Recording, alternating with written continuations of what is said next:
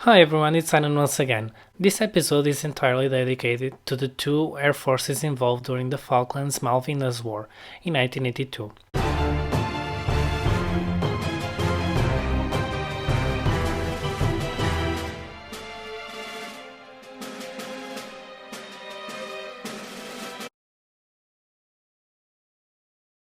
When the war began, Argentina had, on paper, a truly fearsome air force, with almost 200 fighters, bombers and attack planes.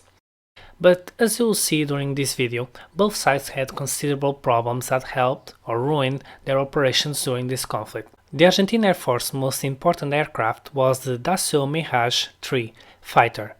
Around 20 of these powerful supersonic jets were in operation at the time. However, the main problem for this plane was range.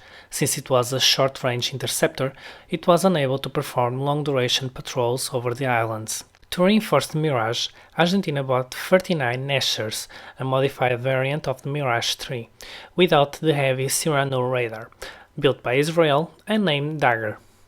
Designed both to provide air cover and for bombing missions, they were lighter, so they could carry more fuel and perform longer patrols over the islands. They couldn't be air refueled, which quickly became a major problem. The A4 Skyhawk was the most numerous jet plane, and they were used constantly against the British naval forces, achieving numerous successes. However, many of these planes had expired ejection seats during the embargo imposed because of the Dirty War, so their pilots knew that if they were hit, it wasn't sure if the seats would save them. Because of this embargo, many attack planes were cannibalized to provide parts so that the other planes could continue flying. 8 British-built Canberra bombers were also used during the war. They had plenty of range to bomb the islands, but their low speed made them easy targets for the British Harriers. Another extremely famous aircraft used during the war was the FMA Pucará, a fearsome ground attack plane, developed and built in Argentina. Around 60 of these planes were bought when the war started, and 24 were transferred to the island air bases. They became famous during the Battle of Goose Green or the SAS raid on Peeble Island. Of vital importance was the American-built Lockheed C-130 Hercules. This versatile plane was widely used during the war, first on its intended role of transport, carrying supplies and ammo for the troops, as a tanker to refuel the planes, as a very long-range reconnaissance plane, and later as a bomber. Yes, you heard well, as a bomber. One Hercules was modified with bomb racks under the wings and used, together with a Canberra bomber, to attack a crude oil tanker, curiously also named Hercules, with Liberian flag that entered the war area. The ship was hit by bombs, some failed to explode, but survived, arriving in Brazil a few days later. Then the insurance company preferred to sink the ship because defusing the bombs still on board was considered too risky or costly.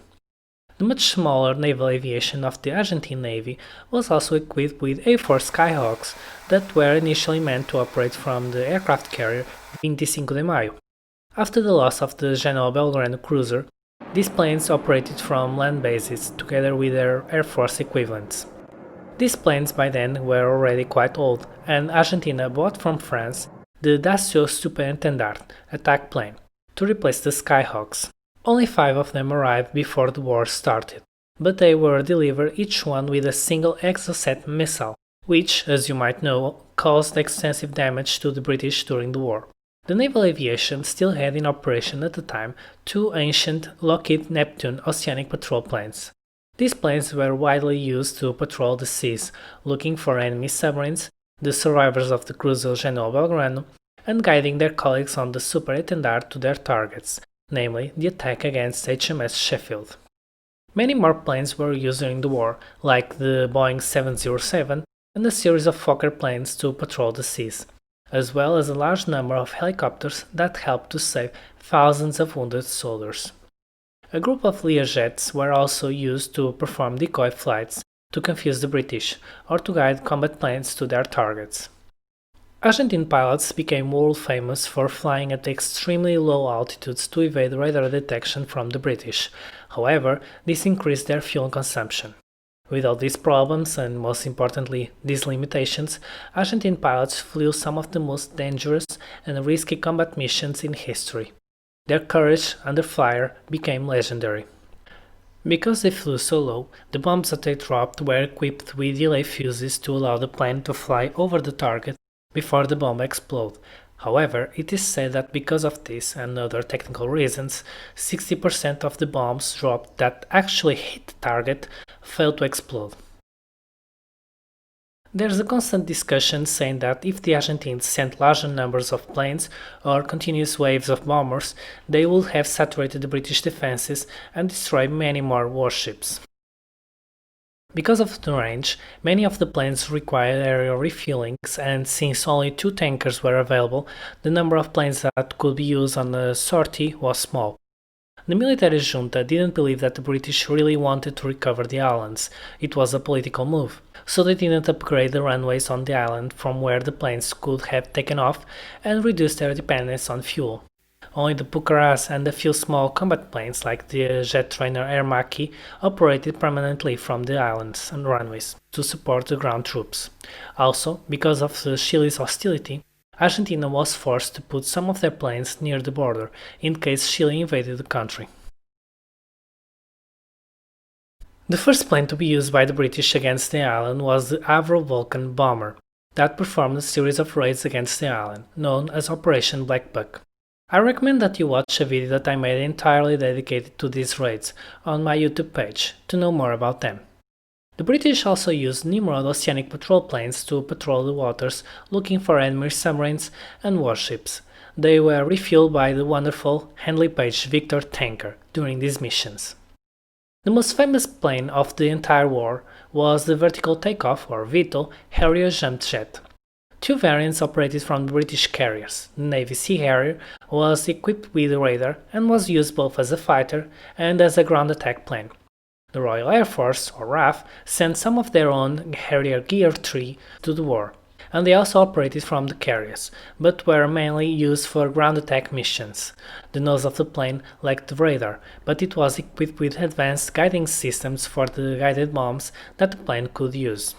Initially, the Harrier wasn't considered much of a threat against the Mirage, because it couldn't achieve Mach 2, which at the time was still considered relevant. Because of the huge distances involved, both nations tried to fly at low speeds, as much as they could, and because of this, the far more maneuverable Harrier, armed with the all-aspect Sidewinder missile, became the dominant fighter of the war. British pilots were also amongst the most well-trained fighter pilots in the world. Sea Harriers were painted in dark grey, with the nose on black, and they quickly became known as La Muerte Negra, or, in English, the Black Death. Without the Harriers and their pilots, it would have been impossible to recover the islands. The British also sent many helicopters to support the war, namely anti-submarine helicopters, like the brand new Lynx helicopter and the older Wessex, Wasp and Sea King. They lacked an airborne early warning and control aircraft, which was a considerable problem, since they couldn't detect with enough time incoming enemy planes and missiles. They also transported to the island a large number of helicopters to support the ground troops during the invasion, including Chinook heavy helicopters, but on my next video you'll know what happened to those helicopters. Again, thank you so much for watching this video. Don't forget to subscribe to my YouTube page for more videos and ring the bell to get notified each time that I upload a new video. For more info about my LEGO models, please visit my Flickr webpage. Thank you and see you next time.